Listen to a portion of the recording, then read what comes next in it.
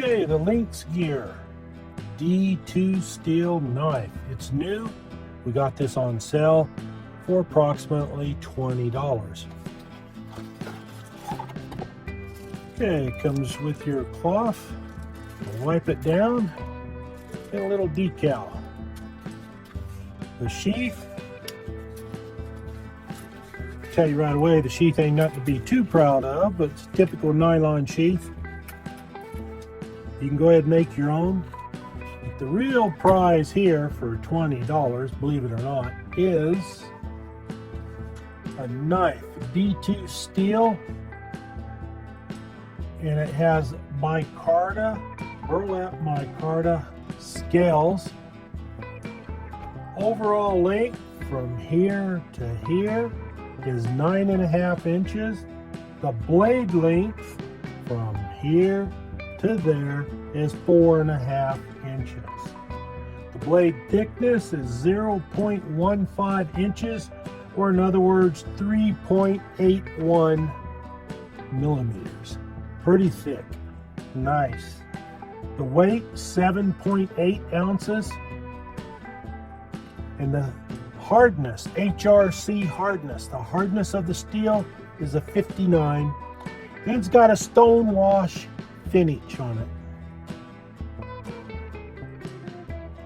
It is a nice knife. It is extremely sharp. No problem on there. Now this knife will take a beating simply because it's D2 steel. However, just don't abuse anything. You never have to worry about it falling apart. But it's no doubt in my mind it will baton wood. You could go ahead and use it as the top part of your spindle for a bow drill. Need be. On either side. For $20, what can you ask for? Go ahead and put a lanyard through there. It's a good looking knife, what it is. D2 steel, nice design. One thing I always gripe on knife manufacturers, does it have a 90-degree spine? Yes, it does, but it's just not that sharp. It's not that finely retuned. It's a little bit dull here, a little bit dull there, because you need it to go ahead and scrape that rod. You need it to go ahead and scrape that ferrocerium rod. If it's sharp, massive sparks. But I'll bet you can still get some sparks from this. We'll go outside here in a moment and we'll go ahead and test that theory out. And if it's sharp, you can also scrape down the wood that you need to scrape down to go ahead and start a fire. It's a good looking knife. It's sharp, good quality steel. To get a knife like this equivalently made in the United States would be at least $100, if not a whole lot more. For $20 approximately. Now let us look at the tip. The tip's not too bad. It's not overly thin. It could be just a hair thicker up here at the tip, but I'm not going to gripe too much for it. Like I said, the sheath, we can go ahead and make our own sheath or get one specially made, especially if you're left-handed. But it's D2. And yes, this whole thing is made in China, but it seems to be the high quality Chinese workmanship here. I think it'll work fine for you. For $20, really, I gotta admit, some of these prices, if you can jump in on the beginning when they have something, and if it's designed properly, like this one seems to be, you've just saved a whole ton of money instead of spending $100, $200, $300 for a similar knife made in the USA.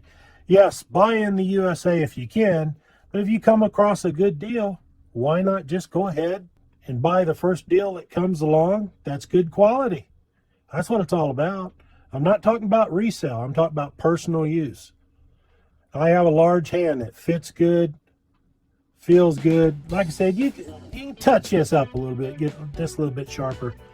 But heck, for $20, it's going to cost me more than that to fill up the gas tank. Ferrocerium rod. LynxGear.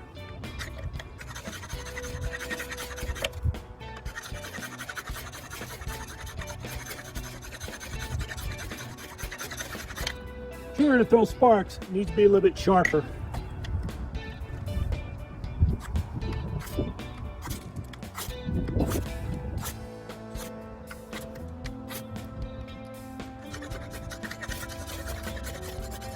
So I just go ahead and sharpen that up a little bit and you'll be fine.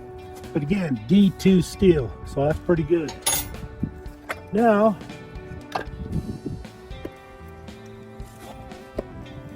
we're going to baton this baby.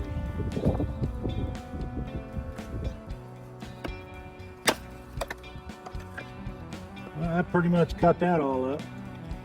So you can see that works. Alright, let's go one more time here. Shouldn't be a problem.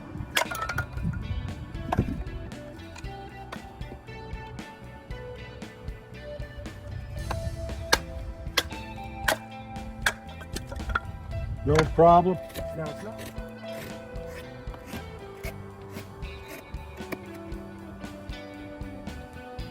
It's good.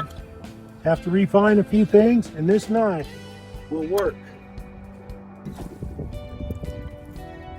For $22, you bet. D2 steel. That's good quality steel.